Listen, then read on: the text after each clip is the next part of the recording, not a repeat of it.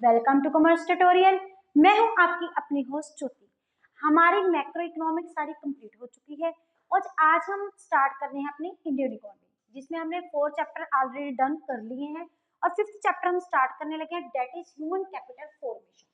Human capital, सबसे पहले इसमें दो वर्ड्स हैं, एक हमारे पास ह्यूमन कैपिटल, दूसरे हमारे पास है फॉर्मेशन। ह्यूमन कैपिटल क्या होता है?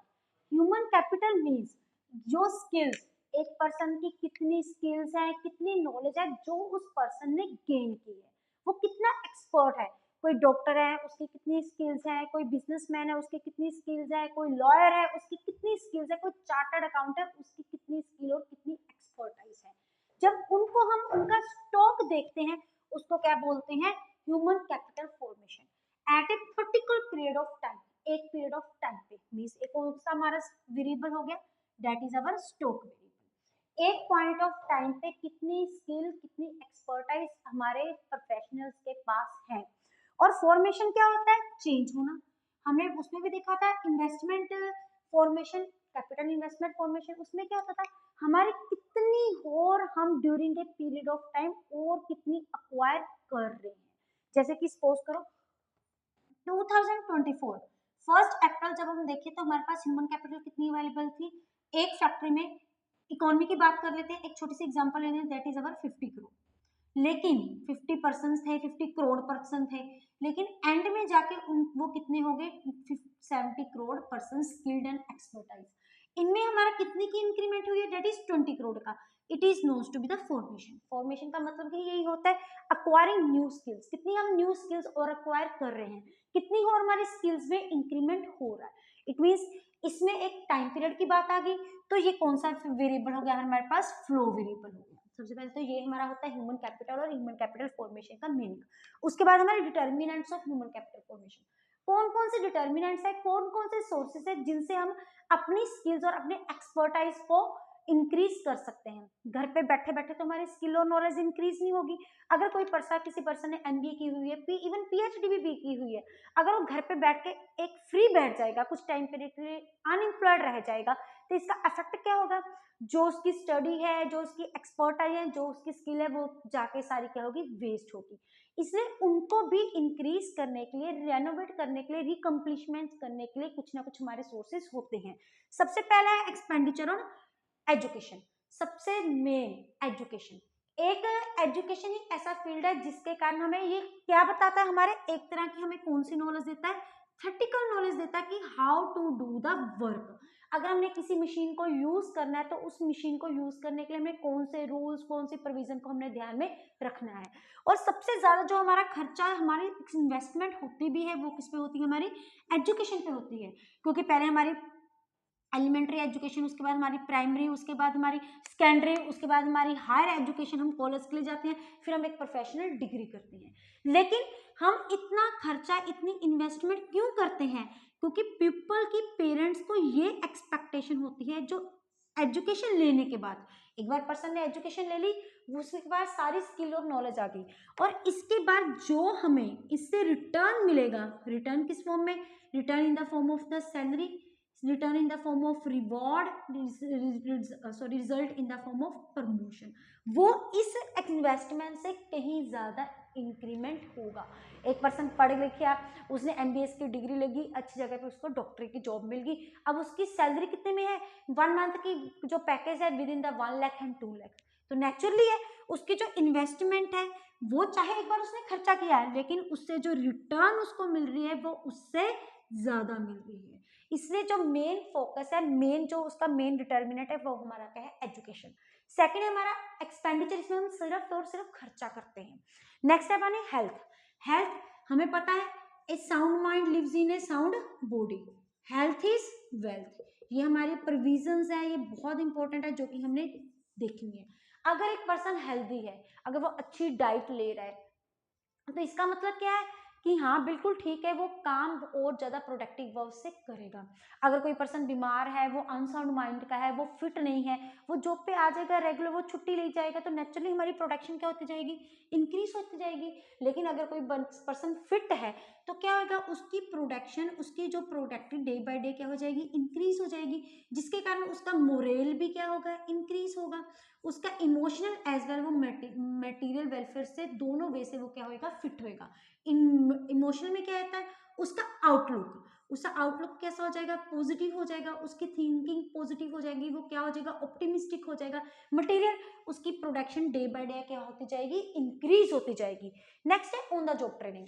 अब ऑन द जॉब ट्रेनिंग क्या है, अभी हमने देखा कि जो हमें थ्योरेटिकल नॉलेज मिलती है वो कहाँ पे मिलती है, थ्योरी में मिलती है, एजुकेशन में, जिसमें हम एक डिग्रीज ले लेते हैं, चाहे हमने एमबीएस की डिग्री ली, चाहे हमने किसी भी की डिग्री ले ली, लेकिन उसके बाद जो हमें प्रैक्टिकल नॉलेज मिलती है वो क्या होती है, ऑन द जॉब ट्रेनिंग। इसमें क्या होता है, पर्सन इंटर्नशिप इसकी सबसे अच्छी एग्जांपल है। हमारी इंटर्नशिप लगती है अलग अलग फैक्ट्रीज में, अलग अलग कंपनीज में, जिसमें स्टूडेंट्स अपने सीनियर्स के साथ मिलकर काम करते हैं, काम करते करते सीखना, practical way of doing the thing. अब मशीनरी की मेरे को बिल्कुल नॉलेज है, मशीनरी को कैसे टैकल करना है, उसको ऐसे घुमाना है, उसके टाइम ये चीजें को ध्यान में रखना है, ये रूल्स एंड रेगुलेशन है, लेकिन जब तक मशीनरी को खुद यूज नहीं करेंगे, प्रैक्टिकल नॉलेज नहीं लेंगे, तो हमारी कैसे क्वार होगी। तो on the job training is the best way. इसकी एग्जांपल हमारी क्या लेते हैं, इंटर्नशिप, जहाँ लोग सीए के पास अपनी स्टडी के बाद लगते हैं, उनको ऑडिटिंग करने के लिए सीखते हैं, ये सारी सर्विसेज इसी में आ जाती हैं। उसके बाद स्टडी प्रोग्राम फॉर एडल्ट, केवल एडल्ट होते हैं, उनके लिए हमारे एनजीओज ने या गवर्नमेंट ने उनकी स्टडी के बाद उनको वोकेशनल ट्रेनिंग देने के लिए एक वे से, जिसमें उनको प्रैक्टिकल, इसमें भी ट्रेनिंग ही जाती है, लेकिन ऑन द जॉब ट्रेनिंग किसमें होती है, प्रोफेशनल के लिए, बहुत तरह की जिनकी हमने पहले डिग्री हायर की होती है with the help of education. इसमें क्या होता है, वो पढ़ते हैं स्कूल में, लेकिन पार्ट टाइम जाके ट्रेनिंग लेते हैं, ताकि वो अपना खुद का खर्चा उठा सके और अपने आगे की स्टडी कंटिन्यू कर सके, ये उनके लिए वोकेशनल ट्रेनिंग होती है ऐसे। फिर कहते हैं माइग्रेशन। सबसे पहले माइग्रेशन का मतलब क्या होता है, जब एक पर्सन, सपोज करो राम कहाँ पे जॉब कर रहा था, दिल्ली में जॉब कर रहा था, अब उसको जॉब कहाँ पे मिल गई, बेंगलोर में मिल गई। अब उसे एक जगह से दूसरी जगह पे क्या होना पड़ेगा, शिफ्ट होना पड़ेगा। पहले उसका दिल्ली में सैलरी पैकेज कितना था, 1 लाख का, लेकिन बेंगलोर में उसको सैलरी पैकेज कितना मिल गया, 6 लाख का। जब भी कोई पर्सन एक जगह से दूसरी जगह पे जाता है, किसके रीजन के कारण, फॉर गुड जॉब मिलने के कारण, इसको हम क्या बोलते हैं, माइग्रेशन बोलते हैं। अब एक जगह से दूसरी जगह माइग्रेट होने के लिए उसको कुछ कॉस्ट बियर करनी पड़ती है। कौन सी कॉस्ट, जैसे कि ट्रांसपोर्टेशन कॉस्ट। अब वो यहाँ से, वो दिल्ली से बेंगलोर जा रहा है, लेकिन रास्ते में उसका खर्चा भी तो आएगा, that is cost of transport plus cost of living. अब वहां पे जाके वो कोई नया फ्लैट लेगा, चाहे वो अपना खरीदेगा, चाहे वो रेंट पे लेगा, कुछ ना कुछ तो वो लेगा ही, जो इनमें कॉस्ट आती है। लेकिन ई कॉस्ट का कोई भी इतना मैटर नहीं होता, क्योंकि इनसे मिलने वाला जो हमारी इनकम होती है वो ज्यादा होती है। नेक्स्ट है इंफॉर्मेशन। अब न्यू टेक्नोलॉजी या इंफॉर्मेशन, कौन सी जॉब निकली है, कौन सी स्टडी मटेरियल निकला है, कहाँ पे हमें जॉब मिल सकती है, इसके रिगार्डिंग भी, जो हमारे जॉब्स के रिगार्डिंग जो भी इंफॉर्मेशन होती रहती है, जो हमें वो कलेक्ट करनी होती है अलग अलग वेबसाइट से, या कोई कंसल्टेंट से, कुछ स्पेशलिस्ट के लोकल कोर्सपोंडेंट्स भी हमने हायर किए होते हैं, that is expenditure on information. इसलिए इंफॉर्मेशन के लिए हमें क्या करना पड़ता है, एक्सपेंडिचर करना पड़ता है। ये है डिटर्मिनेंट्स और सोर्सेज, कौन कौन से सोर्सेज है, and one of the most important question. इनमें कई बार सारे पॉइंट्स भी आ जाते हैं, कई बार पर्टिकुलर एक पॉइंट्स देके भी कर लेते हैं, जैसे कि एजुकेशन पे आ गया, हेल्थ पे आ गया, या फिर हमारे माइग्रेशन में आ गया। नेक्स्ट हमारा role of human capital formation. हमारा ह्यूमन कैपिटल फॉर्मेशन का क्या रोल है, सबसे पहले इमोशनल मटेरियल इन्वायरमेंट। ये ऑलरेडी हम कहाँ पे डिस्कस कर चुके हैं, हेल्थ वाले में कर चुके हैं, कि एक जो हेल्दी पर्सन होता है, अब पर्सन है उसने एक्सपेंडिचर कर लिया ह्यूमन कैपिटल फॉर्मेशन में, उसकी अच्छी स्किल होगी, अच्छी एक्सपर्टाइज होगी, प्रॉपर वो फिट है, साउंड माइंड का है, तो उसके कारण उसको दो ढंग से उसका इन्वायरमेंट में इंक्रीमेंट आता है, एक होता है इमोशनल, एक होता है मटेरियल। इमोशन में मैं अभी देखा क्या होता है, उसका पॉजिटिव आउटलुक, और वो क्या बन जाता है, ऑप्टिमिस्टिक बन जाता है, वो फॉरवर्ड लुकिंग बन जाता है, और आगे आके खुद क्वेश्चन के सोल्यूशन प्रोवाइड करता है। मटेरियल में क्या होती है, उसकी जो प्रोडक्शन इंक्रीज होती है, प्रोडक्शन इंक्रीज होने के कारण उसकी जो फिजिकल इंप्रूवमेंट आती है, वो किसमें आ जाती है, हमारे मटेरियल इन्वायरमेंट में। आगे है फिजिकल कैपिटल, नेचुरली है, अभी पर्सन के पास बहुत अच्छी स्किल है, नॉलेज है, एक तरफ से अनएजुकेटेड पर्सन है, एक पर्सन तरफ से एजुकेटेड पर्सन है, जो कि प्रॉपरली स्किल है, उसको प्रॉपरली पता है कि कैसे मशीन्स को टैकल करना है। जो स्किल्ड पर्सन जो काम एक दिन में 4 मशीन्स पे कर सकता है, वो जितनी प्रोडक्शन कर सकता है उतना जो सिंपल बीए या सिंपल एजुकेटेड पर्सन नहीं कर सकता। एक मशीन पे हाउ टू, वो फटाफट उसकी जो प्रोडक्टिविटी है, ये नहीं सिर्फ उसकी अपनी प्रोडक्टिविटी इंक्रीज होगी, उसके साथ साथ वो प्रोडक्शन भी क्या करेगा, ज्यादा करेगा। क्यों ज्यादा करेगा? वो मशीन को फटाफट यूज करेगा, उसको पता है कि ये प्रॉब्लम नहीं आनी चाहिए। दूसरा पर्सन है जिसको कोई नॉलेज ही नहीं, उसकी प्रोडक्शन तो कम होगी ही होगी। नेक्स्ट है इनोवेटिव स्किल, जो पर्सन की जो नए नए क्रिएटिव आइडियाज लेके जाएगा। अब न्यू क्रिएशन लेके जाएगा, न्यू इन्वायरमेंट लेके जाएगा, तभी तो रिसर्च एंड डेवलपमेंट में कितनी इनोवेशन कर रहे हैं हमारे इंडियंस हैं। स्पेस में जितने भी पर्सन है वो टॉप क्लास में जो मेन है वो कहाँ पे, हमारे इंडियंस हैं, क्योंकि वो अच्छी अच्छी रिसर्च इनोवेटिव आइडियाज लेके आ रहे हैं। क्यों इनोवेटिव आइडियाज लेके आ रहे हैं? क्योंकि उनकी स्किल बहुत ज्यादा है, उनकी नॉलेज बहुत ज्यादा है, उनकी एक्सपर्टाइज बहुत ज्यादा है। और न्यू न्यू इनोवेशन में क्या आता है, new way of doing the thing, हम काम को क्यों कैसे अच्छे ढंग से कर सकते हैं। पहले एग्रीकल्चर हम किन मेथड से करते थे, ट्रेडिशनल मेथड से। अब एग्रीकल्चर के भी मॉडर्न मेथड्स आ गए, हमारे HYV सीड्स आए हैं, जे that is known to be due to our skill, due to our knowledge, due to our expertise. इसके आता है हाई रेट ऑफ पार्टिसिपेशन। अब पार्टिसिपेशन भी वो आगे आके हमारी पार्टिसिपेशन भी बढ़ेगी, वो साउंड माइंड वाला डेली छुट्टी नहीं लेगा। और इक्वालिटी भी होगी, किसमें इक्वालिटी होगी, that is our economic and social equality. Economic equality मतलब उनकी पैसे में भी, उनका सैलरी पैकेज भी अच्छा मिलेगा, मतलब उसकी इकोनॉमिक इंप्रूवमेंट होगी। सोशल आउटलुक, बंदे का standard of living, way of thinking, way of sitting, एक एजुकेटेड और अनएजुकेटेड पर्सन का डायरेक्टली पता लग जाता है, उसके वे ऑफ टॉकिंग से, बात करने से, वे से, बैठने और उठने के वे से। Standard of living, even spending, consumption, expenditure, ideas वगैरह सब कुछ क्या हो जाएगा, सारा बेसिक पैटर्न उसका चेंज हो जाएगा। इकोनॉमिक ग्रोथ, अब इसमें क्या है, हमारी ह्यूमन कैपिटल फॉर्मेशन क्या है, कॉज, और उसका इफेक्ट किस पे पड़ता है, डायरेक्ट इकोनॉमिक ग्रोथ पे पड़ता है। अब ह्यूमन कैपिटल कॉज मतलब ये एक कॉज है जिसके कारण हम क्या कर रहे हैं, ग्रो हो रहे हैं। कैसे हो रहे हैं, ह्यूमन कैपिटल फॉर्मेशन हमारी क्या हुई, इंक्रीज होगी, इसके इंक्रीज होने के कारण प्रोडक्शन इंक्रीज हुई, प्रोडक्शन इंक्रीज होने के कारण एम्प्लॉयमेंट इंक्रीज हुई, जिसके कारण इकोनॉमिक ग्रोथ इंक्रीज हुई, फिर से डिमांड हमारी इंक्रीज हुई, फिर से प्रोडक्शन इंक्रीज हुई, और इसका नेट इफेक्ट क्या हुआ, हमने और ज्यादा इन्वेस्टमेंट किसमें की, ह्यूमन कैपिटल फॉर्मेशन पे। Due to human capital formation ही क्या हो रही है, हमारी इकोनॉमिक ग्रोथ हो रही है। ये है हमारे रोल। नेक्स्ट है प्रॉब्लम्स, ह्यूमन कैपिटल फॉर्मेशन की कौन कौन सी मेन प्रॉब्लम्स है। सबसे पहले है rising population, day by day population increase हो रही है, day by human capital formation भी इंक्रीज हो रही है। लेकिन पॉपुलेशन इंक्रीज होने के कारण पर पर्सन जो अवेलेबिलिटी है हमारी, person availability to spending on human capital formation वो क्या हो रही है, डिक्रीज हो रही है, जिसमें मेडिकल फैसिलिटी भी आ जाती है, जिसमें एजुकेशन भी आ जा सकती है, हमारा इंफ्रास्ट्रक्चर भी आ जाता है। उसका डायरेक्ट इफेक्ट किस पे पड़ता है, हमारे स्किल्स में।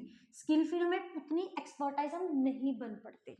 नेक्स्ट है brain drain, this is the most important point, brain drain. ये सबसे पहले किसकी वजह से होता है, हमारा माइग्रेशन की वजह से। यहाँ पे हमने माइग्रेशन में राम की एक एग्जांपल ली थी, जो दिल्ली से कहाँ शिफ्ट हो रहा है, बेंगलोर में शिफ्ट हो रहा है।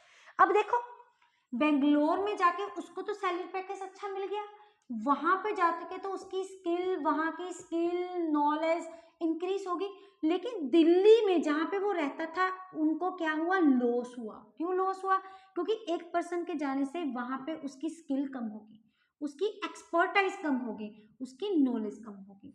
जहां पे वो जगह को छोड़ के गया है वहां पे इस प्रॉब्लम को हम क्या बोलते हैं, ब्रेन ड्रेन बोलते हैं। और ये ब्रेन ड्रेन अराइज क्यों होती है, ड्यू टू माइग्रेशन।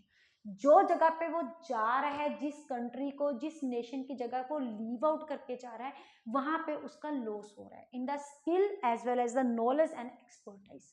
और जो रिडक्शन उस फॉर्म में हो रही है that is known to be the brain drain, और ये सबसे ज्यादा सीरियस प्रॉब्लम मानी जाती है।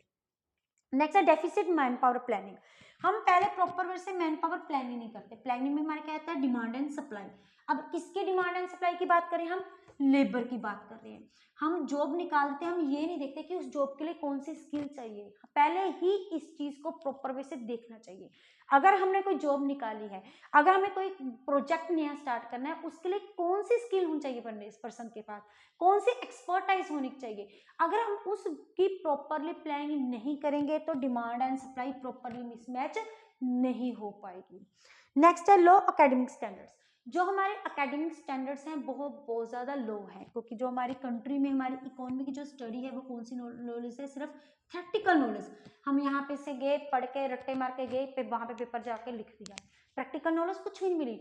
हमें ये सिखाया नहीं गया उस चीज़ को कैसे यूज़ करना है। जहाँ हमें बता दिया हाँ ये ऐसे होता है, बैलेंस शीट है, एक तरफ एसेट्स है, एक तरफ लाइबिलिटीज है, उनको ऐसे कर लो, लेकिन उनकी प्रॉपर नॉलेज हमें नहीं है। हमने क्वेश्चन सॉल्व किए, वहां पे पेपर पे जाके सॉर्ट आउट कर दिए। हमारा जो मेन जो हमारा वीक पॉइंट क्या है हमारा एजुकेशन सिस्टम का, जो हमारी एजुकेशन है वो क्या है, थ्योरेटिकल। कई बार पर्सन को क्या होता है, उसको पता होता है कि इसका आंसर क्या है, लेकिन उसको एक्सप्रेस नहीं करना आता हाउ टू एक्सप्रेस इट। लेकिन अगर उससे प्रैक्टिकल वे से करवाया जाए उसको सारी नॉलेज होती है।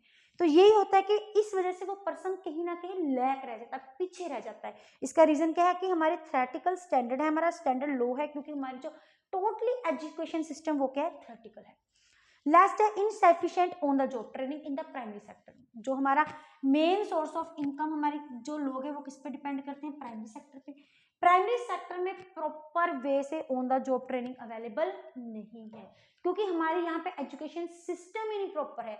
न्यू टेक्नोलॉजी को हमने एग्रीकल्चर में कैसे यूज करना है, न्यू ट्रैक्टर्स को कैसे यूज करना है, न्यू सीड्स को कैसे यूज करना है अभी धीरे धीरे डेवलपमेंट हो रही है, लेकिन प्रॉपर वे से अभी भी नहीं है। ड्यू टू डेट में हम अभी भी एग्रीकल्चर की फील्ड में लैग कर रहे हैं। अगर आप इसका स्क्रीनशॉट लेना चाहते हैं तो ले सकते हैं। इसके अलावा हमारे पेपर में कई बार छोटे छोटे इन्हीं टॉपिक में इसमें दो डिफरेंसेस आ जाते हैं, जो कि आज हम डिस्कस करने वाले हैं। बाकी का topic we will take in account in the next session. First हमारा क्या है, ह्यूमन कैपिटल, और दूसरा हमारा क्या होता है, फिजिकल कैपिटल। और फिजिकल कैपिटल क्या हो जाती है, हमारी एसेट्स एंड लाइबिलिटीज। सबसे पहले हमारा क्या होता है, मीनिंग। अब इसमें क्या आती है, हमारी skill, knowledge and expertise. Physical capital में क्या आते हैं, हमारे एसेट्स, कितने हमारे एसेट्स हैं, कितनी हमारी प्रोडक्शन है, कितनी हमारी मशीनरी है, वो सारी किसमें आ जाती है, फिजिकल कैपिटल में, जिसको हम टच कर सकते हैं। मतलब ये इन अदर वर्ड्स क्या होते हैं, इनटेंजिबल की फॉर्म में होते हैं, लेकिन ये क्या होते हैं, हमारे टेंजिबल होते हैं। और कंसेप्ट, ये हमारा कौन सा कंसेप्ट आ जाता है, इकोनॉमिक कंसेप्ट आ जाता है, जिसमें सर्विसेज को हम मेजर कर सकते हैं, लेकिन इनमें क्या आती है, नंबरिंग में आ जाती है, इसमें इकोनॉमिक कंसेप्ट नहीं आता। एक क्या आ जाती है इसकी एग्जाम्पल नहीं, इसकी एग्जाम्पल क्या आ जाएगी, एक पर्सन की स्किल, एक पर्सन की नॉलेज, इसमें क्या आएंगी, number of machine, number of production, number of units, measurement. इनकी मेजरमेंट करना बहुत मुश्किल है, लेकिन इनकी वैल्यू को हम इकोनॉमिक की फॉर्म में मेजर करते हैं, लेकिन इनकी मेजर करना बहुत ज़्यादा इजी है। मूवमेंट, मोबिलिटी, इनको हम इजीली मूव कर सकते हैं, लेकिन इसको हम इजीली हम ह्यूमन कैपिटल फॉर्मेशन की मोबिलिटी इजी नहीं है। जो पर्सन एक जगह पे सेटिस्फाई हो जाएगा होता है, कहीं उसको दूसरी जगह चाहे अच्छी जॉब मिल जाए, कई बार वो वैसे ही अपने नेचर की वजह से वहां नहीं जाता। अफेक्ट, अब ह्यूमन कैपिटल फॉर्मेशन की वजह से इसका डायरेक्ट इफेक्ट किसे पड़ता है, फिजिकल कैपिटल का, वो क्या हो जाती है, इंक्रीज हो जाती है। लेकिन फिजिकल कैपिटल का ह्यूमन कैपिटल फॉर्मेशन पे कोई भी डायरेक्ट इफेक्ट नहीं पड़ता। ये किसमें डिफरेंस है, हमारा ह्यूमन कैपिटल और फिजिकल कैपिटल में। हमारा एक और डिफरेंस है, वो कौन सा है, human capital and human development, that is human capital and human capital development. Development में क्या आती है, एक पर्सन की ओवरऑल डेवलपमेंट। अगर सबसे पहले देखें इनका मीनिंग क्या आता है, सबसे पहले it is the stock of skills as well as knowledge acquired by the person. लेकिन इसमें क्या आती है, ओवरऑल डेवलपमेंट। ओवरऑल डेवलपमेंट में कौन सा आती है, वही दो तरह की, इमोशनल एज वेल एज हमारी क्या आती है, मटेरियल डेवलपमेंट। फिर इसकी नेचर आ जाती है, नेचर में ये क्या है, कौन सा कंसेप्ट है, ये इकोनॉमिक कंसेप्ट है, लेकिन ये इकोनॉमिक के साथ साथ हमारा कौन सा कंसेप्ट है, सोशल कंसेप्ट है, क्योंकि इसके साथ इमोशनल में हमारा क्या होता है, हमारी सारी की सारी क्या होती है, सोशल वैल्यू चेंज होती है, और इसमें क्या होता है, हमारा इकोनॉमिक होती है। Then affect, human capital is the means to end, और ये ह्यूमन कैपिटल डेवलपमेंट है, ये खुद ही क्या है, एंड है। ह्यूमन कैपिटल जो है हमारी, इट इज द मीन्स, इसी के कारण हम कहाँ तक पहुंचते हैं, एंड तक पहुंचते हैं। एंड हमारा क्या है, ह्यूमन कैपिटल फॉर्मेशन। इसमें हम क्या देख सकते हैं, दैट इज अवर नेचर। इधर हमारा क्या आ जा सकता है, डेट इज अवर कंपोनेंट्स, कहाँ कहाँ पे इसका अफेक्ट पड़ता है। एक हम देख सकते हैं इसमें और कोई पॉइंट्स क्या अभी मेरे माइंड में आया था, that is goes to be skip.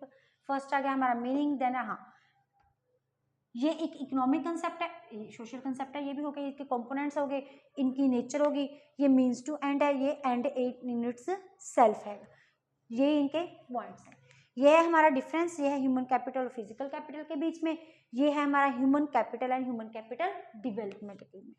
इसमें सारा मटीरियलिटी आ जाती है। हाँ सच, ये एक नैरो कंसेप्ट है और ये हमारा क्या है, ब्रॉड कंसेप्ट, क्योंकि ये है तो छोटा सा कंसेप्ट है, ये इसका क्या मान सकते हैं, एक छोटा सा पार्ट है, क्योंकि इसमें सिर्फ कौन सा कंसेप्ट आ जाता है, इकोनॉमिक, लेकिन इसमें इकोनॉमिक और सोशल दोनों कंसेप्ट आ जाते हैं। ये था हमारा टॉपिक, अगर आप इसका स्क्रीनशॉट लेना चाहते हैं तो ले सकते हैं, बाकी का पेंडिंग हम अपने नेक्स्ट वीडियो में डिस्कस करेंगे। वीडियो अच्छी लगे इसको लाइक करें, चैनल को सब्सक्राइब करें और ज़्यादा से ज़्यादा शेयर करें। Thank you, have a nice